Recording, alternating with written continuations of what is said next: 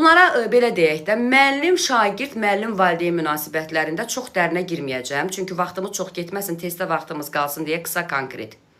Pozitiv münasibət yaratmaq lazımdır bu birinci növbədə. Həm şagirdlə, həm də valideynlə. Münasibətlərimiz pozitiv notlar üzərində olmalıdır. Əgər münasibətlərimiz negativ notlar üzərində qurularsa, bunu pozitiv notlara gətirmək bir qədər çətin olur, amma mümkünsüz deyil. Yəni, hansısa valideynlə negativ münasibətimiz varsa, onu pozitivə gətirə bilərik. İlk öncə şagirdlərlə münasibətimizə danışaq, sonra keçək valideynlərlə münasibətimizə.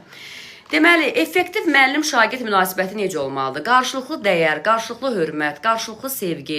Müəllim uşaqlarla səmimi olmalıdır. Onlara lazım gələndə sevgisini də göstərməlidir. Lazım gələndə onlara güvən verəcək, əlini çiyninə də qoymalıdır. Şagird özünü güvənli hiss etsin. Müəllimin yanında fikrini ifadə eləməyə sərbəst olsun. Müəllimdən qorxmasın, rahat olsun. Qınaq obyektinə çevrilməyindən, gülünc vəziyyətinə qalmağından narahat olmasın.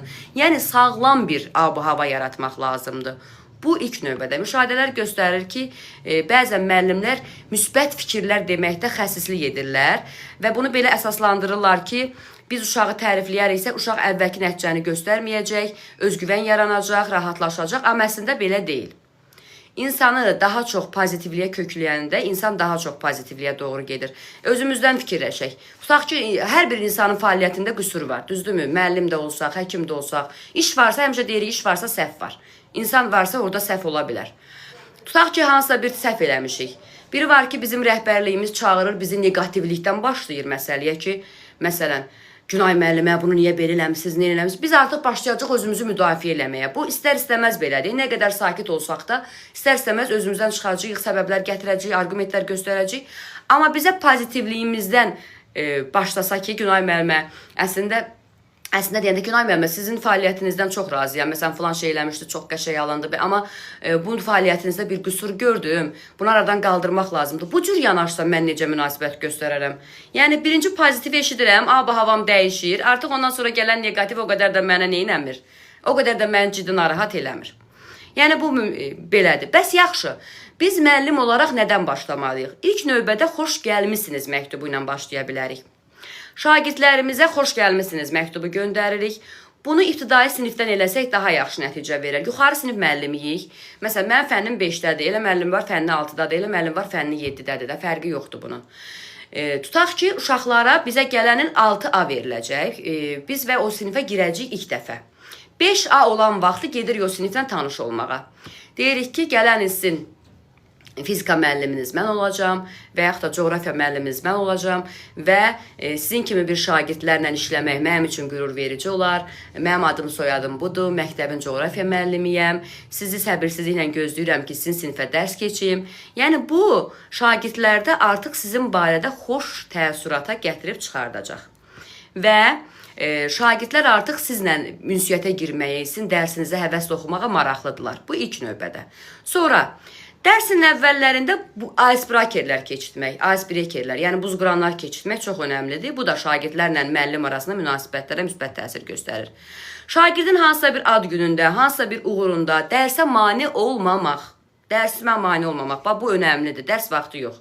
Dərsə mane olmamaq üçün şagirdlərin hansısa bir uğurunda, hansısa bir ad günündə şagirdi neynəmək, yadına salmaq, yəni onu qeyd eləmək, sözlü də olsa qeyd eləmək, kiçik bir hədiyyə də vermək olar. O qədər maddi dəyəri önəmli deyil. Sonra, hər gün şagirdləri sinif otağının qarşısında salamlamaq. Adətən xarici videolarda görürük. Uşaqlar gəlir, müəllimlərlə salamlaşır, keçirlər. Bunlar da, yəni, bu strategiyalardan biridir. Sonra, dərsin əvvəlində şagirdlərin şəklini çəkib, şəklin altına siniflə bağlı bir fikrini bildirməsini istəyirik. Yəni, sinifimizdə bir güşə yaradırıq, bütün şagirdlərimizin şəkli olur. Onun altında bir fikir bildirir şagird. Mütəmadi olaraq bu fikir lövhəsi dəyişilir. Yəni, insanların fikri dəyişdikcə fikir lövhəsi dəyişilməlidir. Bu dəfə ruhiyyəni neyniyir? Belə deyək də, qaldırır. Sonra, soyuq münasibəti olan bir şagirdin dərsdən kənar fəaliyyətinə iştirak edə bilərik. Məsələn, uşaqla aramda soyuq münasibət var, amma uşaq idmançıdır, hansısa yarışa gedəcək. Valideynlə əlaqə saxlayıram. Valideyn də bizi dəstəkləməlidir də. Valideyn uşağa deməməlidir ki, belə. Mən dəfələrlə olub iclaslarda valideynə demişəm, öz aramızda qalsın, amma heç nəyin ki iclası, elə dərs, iclasın ortasında məlumat uşağa ötürülübdür. Yəni, valideyn də müəllimlə əməkdaşlıq eləməlidir ki, uşağa hər şey deyilməməlidir. Məsələn, mən idman yarışındadır uşaq. İstəyirəm ki, orada sürpriz iştirak eləyim.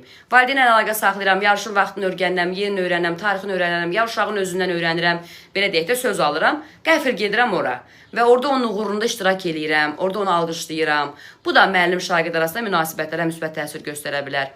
Bir də demokratik üslubu olmalıdır. Avtoritar qətiyyən olmaz. Demokratik, yəni müəllim-şagird arasında subyekt yanaşması. Bərabərlilik mütləqdir. Ədalətlilik mütləqdir. Müəllimin şagird üzərində dominantlığı olmaz. Dominantlıq avtoritar deməkdir. Yəni müəllimin üzərində, müəllimin şagird üzərində belə deyək də bir addım yuxarıda olması bu düzgün yanaşma deyil, mütləq demokratik olmalıdır.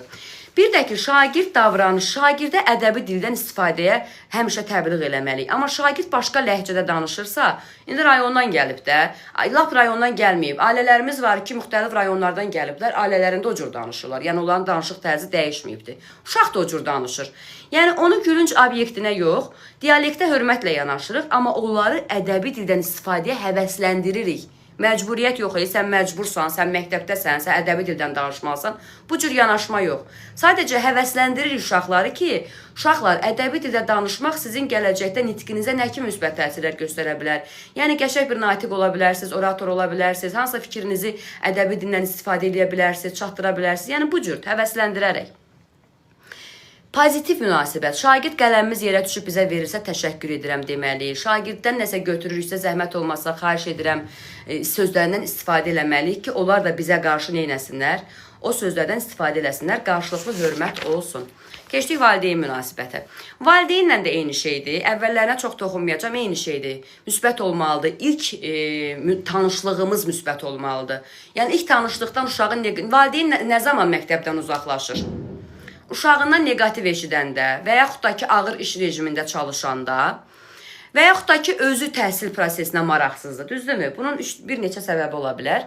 Biz ilk münasibətimizi pozitiv qurmalıyıq. Yəni, şagirdin uğurları haqqında valideynə fikir bildirmək lazımdır, valideynə məlumat vermək lazımdır. Elə bir şagird ola bilməz ki, onda hansısa kiçik bir uğur olmasın. Adi bir kiçik şey. Hörmətli valideyn, şagirdinizin oxu bacarıqları xeyli yaxşılaşıb. Artıq mətni nəinki oxuyur, hətta oxuyub anlayır və sadə suallara da cavab verir.